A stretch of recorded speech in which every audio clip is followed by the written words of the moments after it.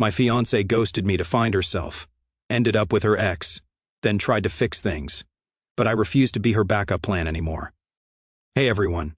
I'm not the kind of guy who usually posts stuff like this, but things have been so weird lately that I need to get it off my chest. Maybe someone out there has been through something similar and can give me some advice, or at least tell me I'm not crazy. So here's the deal. My fiancée, Lily 27 female and I 29 male, have been together for 3 years. She's smart, funny, and has this way of making you feel like you're the only person in the room. I proposed last year and we started planning a summer wedding. Everything was going great, at least I thought it was.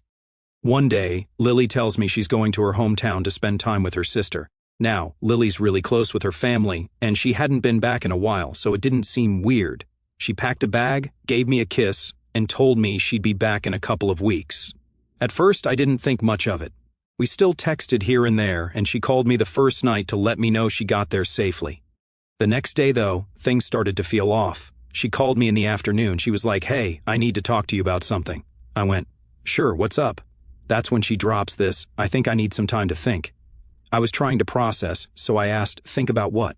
Is this about the wedding? Are you feeling stressed? Did I do something?" She doesn't really answer, just says, "I feel like I need some time for myself." I didn't want to push too hard, so I said, "Okay, if you need space, I get it. Just let me know what's going on." She promises we'll talk soon, but the whole thing feels off. The conversation ended on a weird note. I sat there like, what the hell just happened? After that, communication pretty much stopped. I texted her a few times, just normal stuff like, "Hey, how's it going?" or "Hope you're having a good day," but she never replied. I tried calling her, but she didn't pick up. She even stopped posting on social media, which was odd because she's usually the type to share everything, from her morning coffee to random sunset pics. I reached out to her sister, thinking maybe she could shed some light on what was going on. Her sister texted back a short, "Haven't seen her much, sorry," which didn't help at all. It felt like everyone was shutting me out. At this point, I started losing sleep over it. My friends tried to calm me down, saying she's probably just taking a breather, but that didn't sit right with me. This wasn't like her. She'd never been the type to just go radio silent, especially not on me. The weirdest part was how sudden it all felt. We were literally in the middle of choosing flower arrangements a week before she left. There were no big arguments, no signs of anything wrong. I kept replaying every conversation we'd had, trying to figure out if I'd missed something, but everything seemed fine, until it wasn't. I tried giving her the benefit of the doubt. Maybe she really did need some time alone. Maybe she was going through something she didn't know how to talk about yet. But as days turned into weeks, my patience wore thin. If something was wrong, why couldn't she just tell me? That's when I started questioning everything. Was she really staying with her sister? What if there was something or someone else going on? I hated thinking like that, but the lack of answers was driving me nuts. I spent so many nights staring at my phone, hoping for a text or a missed call that never came. Every day that passed felt heavier than the last. I tried distracting myself with work, friends, but nothing worked. I felt like my whole world was stuck on pause. After a couple of weeks of silence from Lily, I decided enough was enough. I mean, how much space does one person need? If she wasn't going to tell me what was going on, I was going to find out myself. I packed an overnight bag, fueled up my car, and made the drive to her hometown. It wasn't a quick trip, but I had plenty of time to mentally prepare for whatever awkward or uncomfortable conversation was waiting. I kept telling myself, maybe she's just stressed, maybe it's not that bad, but deep down, I had this sinking feeling that things were about to get weird. When I pulled up to her parents' house, where I assumed she was staying, my heart was racing. I knocked on the door, and for a second, I thought no one was home. Then Lily opened it. The look on her face said it all. She was not expecting me. She stood there for a moment, staring at me like I was a pop quiz she hadn't studied for. Finally, she stepped aside and let me in, mumbling something about how she didn't think I'd come. We sat down in the living room, and everything felt off. It wasn't like the usual comfort I felt with Lily, where we could just sink into the couch and talk about anything.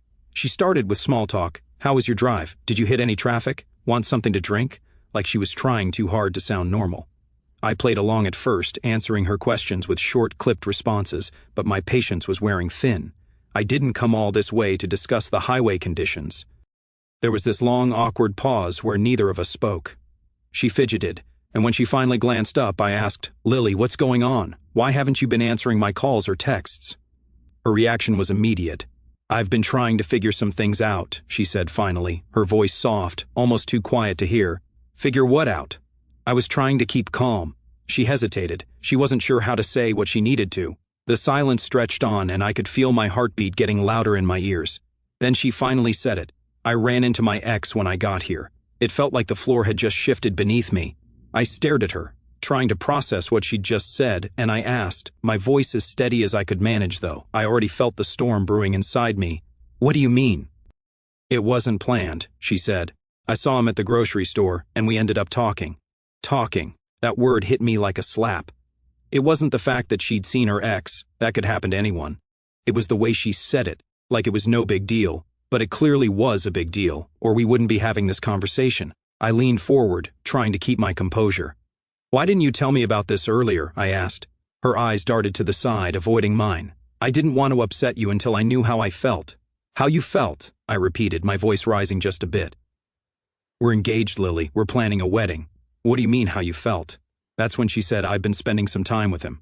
She admitted it, her voice barely above a whisper. I needed to see if there were any unresolved feelings.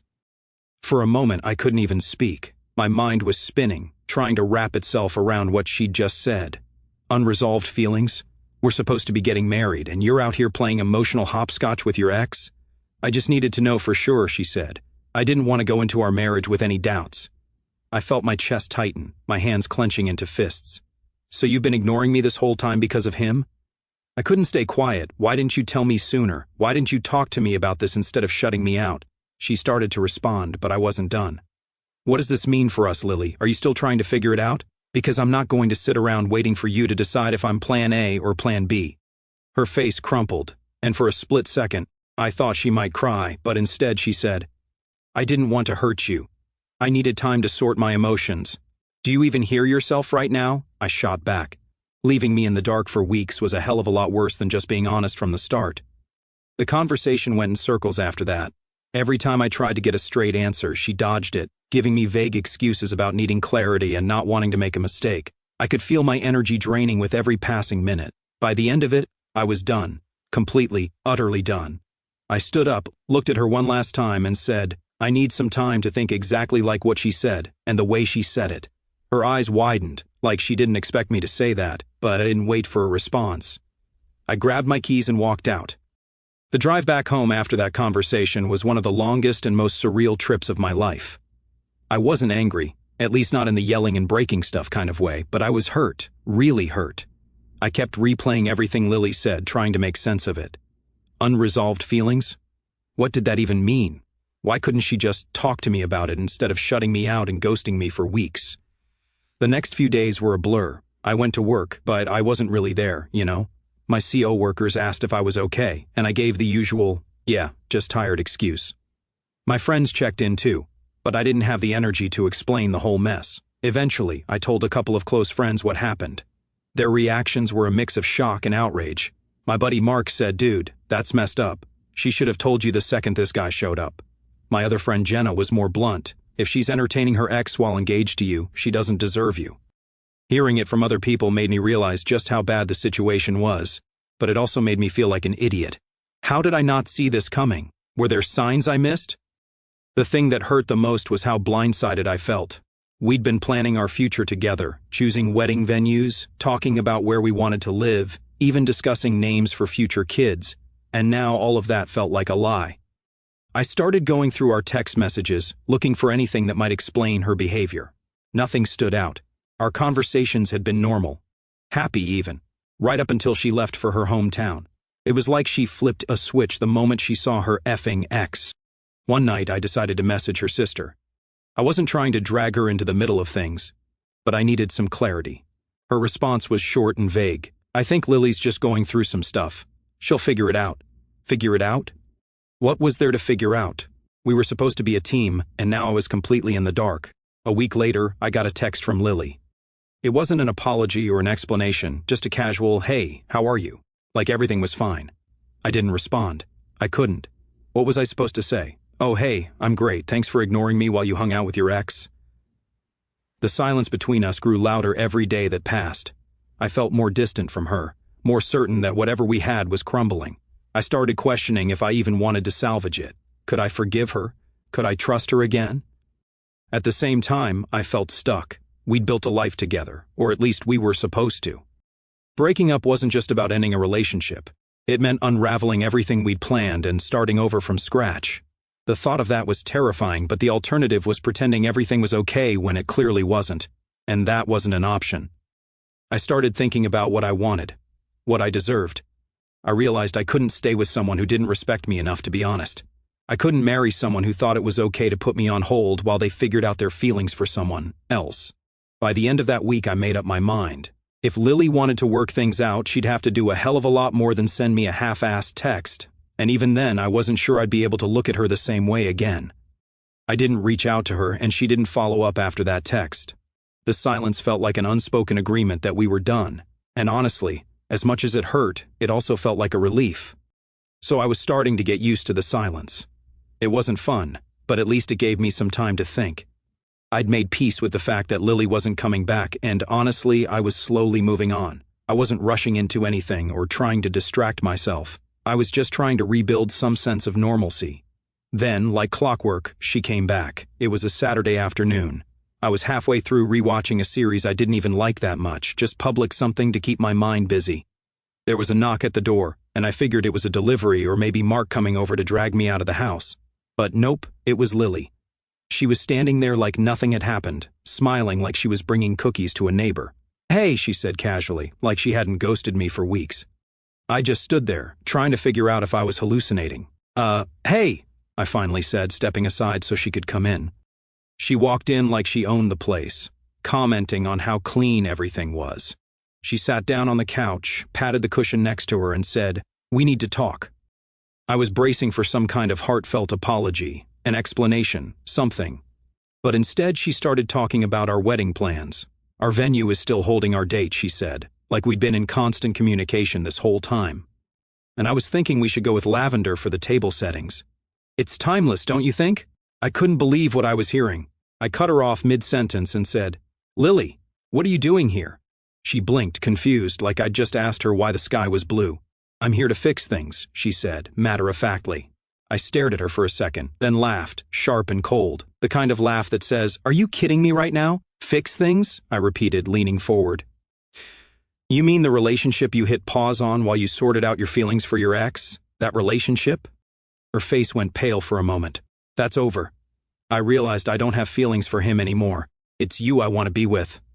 I stood up, pacing a little because sitting still felt impossible. "And you expect me to just believe that? To what? Take you back with open arms like none of this happened? Do you even hear how insane that sounds?" She blinked, clearly not expecting the anger in my voice. "I needed time. I didn't want to hurt you. You didn't want to hurt me, Lily. You ghosted me for weeks. You didn't think to tell me anything, not one damn thing, until I had to drive to your hometown to find out. And now you're standing here acting like it's no big deal?" "It's not like that," she shot back. I was confused. I didn't know what I was feeling, and I didn't want to make things worse. Make things worse? I cut her off again, throwing my hands up. "You made things worse by disappearing on me. You left me hanging, wondering what the hell happened while you were off rekindling whatever with your ex. Do you even realize what that did to me?" She opened her mouth to respond, but I didn't give her the chance. "No, you don't," I said firmly, "because if you did, you wouldn't be here right now expecting me to just forget everything and pick up where we left off." She looked more hurt now, but I wasn't backing down. "Not this time. I made a mistake," she said quietly, trying to play the victim. "I know I messed up, but I'm here now, and I want to make this right. I'll do whatever it takes."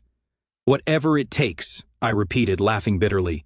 "You say that like it's supposed to mean something, but the truth is, Lily, I don't trust you anymore. How am I supposed to believe you won't pull this again the next time you get confused or need to sort out your emotions?" She looked down at her hands, fiddling with her engagement ring. My ring.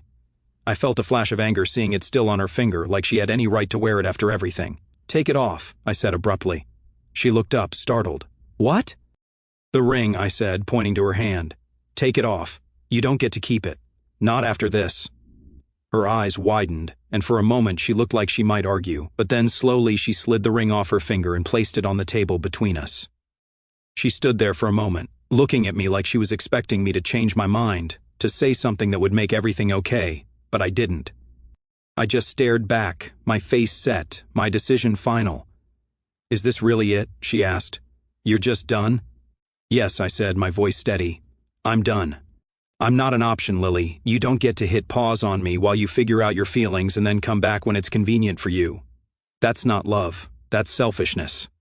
Her lips trembled, like she wanted to say something, but she didn't. Instead, she turned and walked toward the door. That night, I sat on the couch staring at the ring on the table. It felt surreal, like the last few weeks had been some twisted dream I couldn't wake up from. But as I sat there, one thing became crystal clear. I made the right decision. I wasn't going to let myself be someone's second choice, their backup plan when things didn't work out with someone else. I deserved better than that, and I was finally ready to stand up for myself. Lily was gone, and honestly, I was okay with that. And that is how things unfolded until now.